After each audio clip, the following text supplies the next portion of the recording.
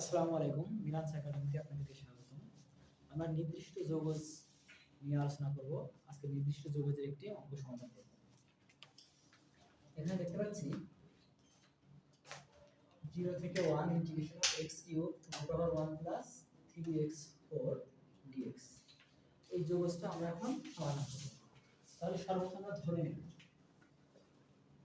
ধরি z সমান 1 plus 3x4। ঠিক আছে, এখন এটাকে আমরা কি করব? যৌগজ অন্তরীকরণ করব।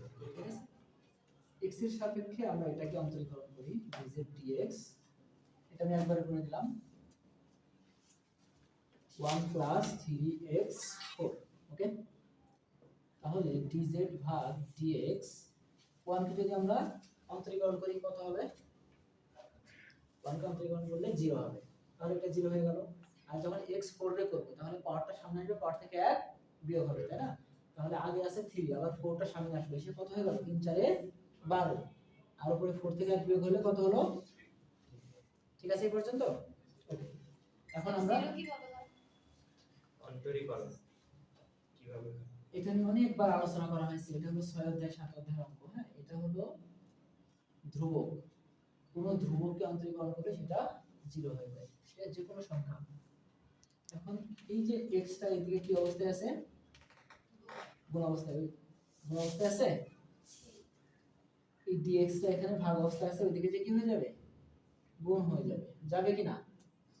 আর এই যে 12টা এখানে গুণ অবস্থায় ছিল, এদিকে সে কি হয়ে গেল? ঠিক আছে, এখন আমি এই মানগুলো এখানে বসাবো। দেখো তো, আচ্ছা, এটা একটা সিস্টেমকে আমরা যেহেতু ধরে নেব, যখন ধরে গেছে না তখন যে সীমা আছে এই সীমাটাও কিন্তু পরিবর্তন হয়ে যাবে। ওকে, সেজন্য আমাদের সীমাটাকে পরিবর্তন করে দিতে হবে। যখন আমাদের যে সীমাটা ছিল ওটা x এর সীমা, কত ছিল? 1। তাহলে x সমান যদি 1 হয় তাহলে z সমান কত হবে দেখো তো? তখন z, আমরা z এর মানটা বসাবো। এই যে x সমান 1, তাহলে এখানে 1 বসাতে হবে। 1 কে পাওয়ার করলে, যত পাওয়ার করি 1 হয়, 3 কে 3 আর 1 কত হবে? 4। আবার যখন x সমান কি দেওয়া আছে? 0, তখন z সমান এখানে কত হবে? 0টা যদি আমরা এখানে দিই, এই অংশটা 0 হয়ে গেল, তাহলে z সমান কত থাকলো? 1। বুঝতে পারছি এই পর্যন্ত? এখন আমরা মানটা বসাবো। এই যে 1 প্লাস 3x4, এটা সমান আমরা কত ধরছিলাম? 1 প্লাস 3x4, এটা সমান ধরছিলাম z। এখন z এর কি আছে? রুট। আর এই যে x কিউব dx, এটা কি পরস্পর গুণ অবস্থায় আছে না? x কিউব আর dx, এটা কি গুণ অবস্থায় আছে? জি। তাহলে এখানে কি x কিউব dx গুণ অবস্থায় ছিল, x কিউব dx সমান কি বসানো যায়? 1 ভাগ 12 dz বসানো যায়। তাহলে এখানে আমরা বসিয়ে দেব কি? 1 ভাগ 12 dz। ঠিক আছে এই পর্যন্ত? জি স্যার। ওকে, এখন আমরা এই যে 12 টাকে বাইরে বের করে নেব। তাহলে এখানে কি থাকলো? Root over z। বলো তো, রুট ওভার z থাকলে কত লেখা যায়? গত ক্লাসে আমরা পড়েছি রুট ওভার কোনো কিছুর রুট থাকলে তার পাওয়ার কত হয়? হাফ। ওকে, এখন আমরা এটাকে কি করব? আমরা কিন্তু, আচ্ছা, আমাদের সীমাটা বসাতে হবে। এখানে সীমা কত? z এর জন্য দেখো তো, যেখানে 1 ছিল সেটা 4 হয়ে গেছে, আর যেখানে 0 ছিল সেটা কি হয়ে গেছে? 1 হয়ে গেছে। তাহলে আমরা সীমাটা বসালাম এখানে 1 আর 4। ওকে, এখন আমরা এই যে কি জানি, যোগজীকরণ করতে হলে পাওয়ারের সাথে 1 যোগ হয় এবং যোগ হওয়ার পরে নিচে বসে। তাহলে যদি এখানে দেখি হাফের সাথে 1 যোগ হবে, হাফের সাথে 1 যোগ হলে কত হয়? 3 ভাগ 2 হয়, জানি এটা আমরা। এইখানে আমাদের সীমাটা বসে যাবে। সীমা কত আছে? 1 এবং 4। তাহলে দেখো তো, z এর পাওয়ার হয়ে গেল কত? 3 ভাগ 2, নিচে কত হয়ে গেল? 3 ভাগ 2, 1 4। এখন আমরা কি করব? 3 ভাগ 2 টাকে বাইরে বের করব। এটা যেহেতু ভগ্নাংশের নিচে ভগ্নাংশ, তাহলে এটা কি উল্টে যাবে না? উল্টে যাবে। তাহলে উল্টে গেল, 2 উপরে চলে গেল, 3 নিচে থাকবে। আর এইখানে আমরা এখন মান বসাবো। কত মান বসাবো? z এর 3 ভাগ 2, 1 এবং 4। এখন আমরা কি করব? সর্বোচ্চ মান থেকে সর্বনিম্ন মানটা বিয়োগ করব। তাহলে যদি দেখি, আমি একটু পাশাপাশি বসাই। এই 2 দ্বারা কি 12 কাটা যায়, 6 থাকে। 6 এর সাথে 3 গুণ হলে 3 6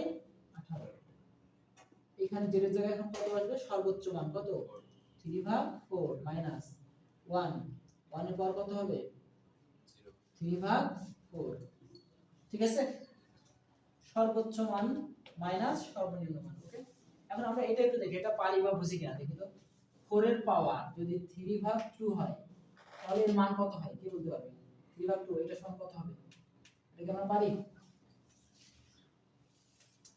এটা আমরা বলতে পারছি না এটা কি খুব কঠিন মনে হচ্ছে দেখো তোমাদের সংখ্যার প্রতি ধারণা কত কম এটা কি এমন লেখা যায় 4 3 * 1/2 লেখা যায় তাহলে কারোর পাওয়ার এটা কি হাফ না হাফ হলে কি লেখা যায় রুট লেখা যায় রুট লেখা যায় জি স্যার রুট করলে কত হয় 4 কে রুট করলে কত হয় বলো তো 4 কে রুট করলে 8 হয় না স্যার 4 কে রুট করলে 2 হয় তার পাওয়ার কত 3 না তাহলে এটা কত হয় 8 হচ্ছে না তাহলে এটা সমান কি 8 লেখা যায় তাহলে এটা সমান আমরা এখানে 8 লিখে দিই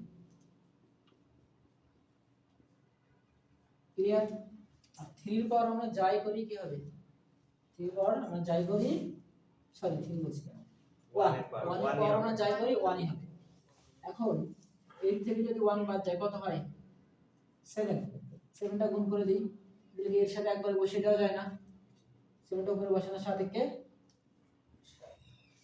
বুঝাতে পারছি তাহলে এই যে যোগসটা ছিল এই যোগজের মানটা হবে হচ্ছে 7/18 7/18 ঠিক আছে